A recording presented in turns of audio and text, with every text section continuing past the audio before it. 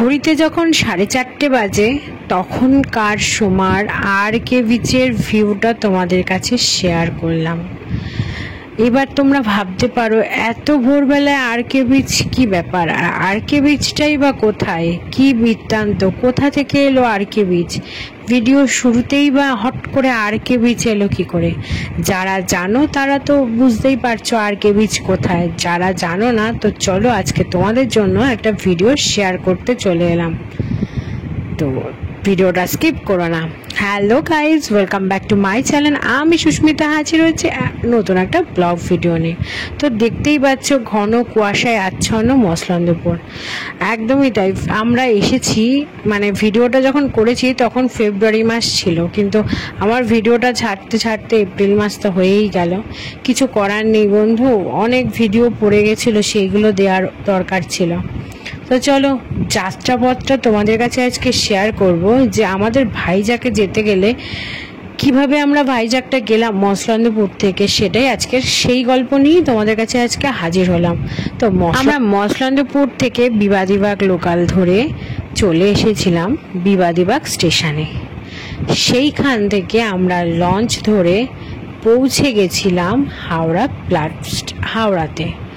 হাওড়া থেকে আমরা গাড়ি ধরে পৌঁছে গেছিলাম শালিমার স্টেশনে। তো এই শালিমার স্টেশনে যাওয়ার আগের কিছু রাস্তার ভিউ তোমাদের কাছে শেয়ার করেছি, যেহেতু অনেক সকালবেলায় আর গঙ্গাতে দেখো কি কুয়াশা, তো সেটাই ভাবলাম তোমাদের কাছে একটু শেয়ার করি। তো আমাদের যেহেতু ফুল টিম নিয়েই আমরা বেরিয়েছিলাম, আমরা বেশ কয়েকজন, তো দেখো টুক করে একটু সেলফি তুলে নিলাম, আর আমরা এই লঞ্চটা করেই হাওড়াতে গেলাম। তো তারও একটা ছবি ক্লিক করলাম। দেখো সকালের হাওড়া ব্রিজটা কি সুন্দর দেখতে লাগছিল। যদিও ভিডিওটা দিতে আমার একটু লেট হয়ে গেল, তো বন্ধুরা তোমাদের আগে থেকেই সরি বলে নিচ্ছি, কারণ এর আগে প্রচুর ভিডিও জমা হয়েছিল, সেইগুলো ছাড়ার দরকার ছিল। তো এইবার তোমাদেরকে আশা করছি ব্যাক টু ব্যাক কিছু ভাইজাগের ভিডিও তোমাদের কাছে শেয়ার করব। তো দেখো এই যে পাশটাই হচ্ছে প্রিন্সেপ ঘাট, যেখানে একটা পার্ক টাইপের আছে, তো ভাবলাম এখান থেকে তোমাদের কাছে শেয়ার করি। তো আমরা শালিমার স্টেশনে পৌঁছানোর গন্তব্যটা তোমাদের কাছে শেয়ার করলাম।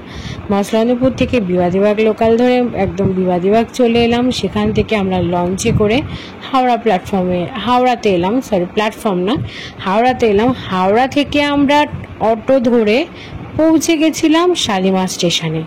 সেখান থেকে গিয়ে সকালবেলার কিছু খাওয়া দাওয়া করে নিয়েছিলাম, আর আমাদের লাঞ্চে ছিল, বাড়ির থেকে করে নিয়ে গেছিলাম চিকেন, আলুর দম, রুটি, আর ওখান থেকে কিছু ভাত কিনে নিয়েছিলাম, যেহেতু আমার মাম্মা আবার রুটি খেতে পারে না, ভাত খায়, তো সেই কারণে আমরা ওখান থেকে ভাত কিনে নিয়েছিলাম শালিমার স্টেশন থেকে, স্টেশনের বাইরেটাই।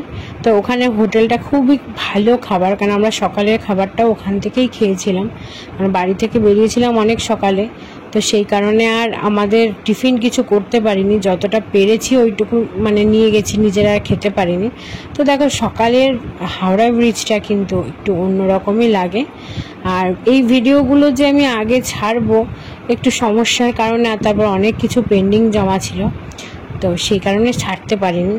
তো আমরা যেহেতু শালিমার স্টেশনে চলে এসেছিলাম আর সকালের লাঞ্চ, এবার আমাদের দেখো ট্রেনটাও এসে গেছে শালিমার টু হায়দ্রাবাদ। আমাদের ট্রেনের টাইম ছিল 11টা, তো সেই কারণে আমাদের অনেক সকাল সকাল চলে আসতে হয়েছে। তো দেখো যার যার সিটে বসে পড়েছি, আর আমাদের সিটগুলো বেশি দূরত্বে ছিল না, আশেপাশেই ছিল, তো নিজেকে বেশ বিধ্বস্ত টাইপের লাগছিল। আর আমাদের যেহেতু এসি ছিল, সেই কারণে প্রথম বেশ ভালোই লাগছিল, বাট যখন টানা এসি মানে এসির হাওয়াটা লাগছিল তখন বেশ ঠান্ডাই লাগছিল। আর দেখো মানে এতগুলো সময়, মানে এতটা সময় ট্রেনে জার্নি, তো আলটিমেটলি ওদের তো কিছু করতে হবে, তো ওদেরকে আমি বিনোদন দিচ্ছিলাম, মানে গান চালিয়ে দিয়েছিলাম, ওরা ওদের মতো নাচ করছিল। আর আমাদের যেহেতু পাশের কামরাটায়, মানে পাশের সিটে কেউ আসেনি বলে ওরা বেশ মনের আনন্দে খেলে এঁকে আনন্দ করে ওদের বেশ সময়টা কাটছিল। আর ওদের এইটুকু বিনোদন না দিলে ওরাও বা অতক্ষণ ট্রেন জার্নিটা করবেও বা কী করে বলো, আমাদের নিজেদেরই তাই বোর লাগছিল, তা ওদের কি হবে। তো তারপরে একটুখানি সেলফি তুলেছিলাম, ট্রেন থেকে নেমে সেই সেলফিও তোমাদের কাছে একটু শেয়ার করলাম। তো তারপর আমরা লাঞ্চ টাঞ্চ করে নিয়ে সন্ধেবেলায় বিকেলবেলাও একটু বসে দেখছিলাম ভিউগুলো, কিন্তু তখন অন্ধকার হয়ে গেছিলো বলে ক্যাপচারটা করতে পারিনি। তো এই প্রথম মাম্মা আমাকে ছাড়া একা একা ট্রেনে শুলো। তো দেখো তারপর কটা বাজে দেখো, ট্রেনের অবস্থা দেখো, সবাই নিস্তব্ধ ঘুমাচ্ছে। আমি আর আমার টুনটুনি এখনও ঘুমাইনি, মানে ঘুমিয়েছি বলতে আমাদের নামার সময় হয়ে এসেছে বলে আমরা সব উঠে পড়েছি, পুরো নিস্তব্ধ পরিবেশ। তো দেখো আমরা বিশাখাপত্তনম স্টেশনে এসে হাজির। তো চলে এলাম দক্ষিণ ভারতে।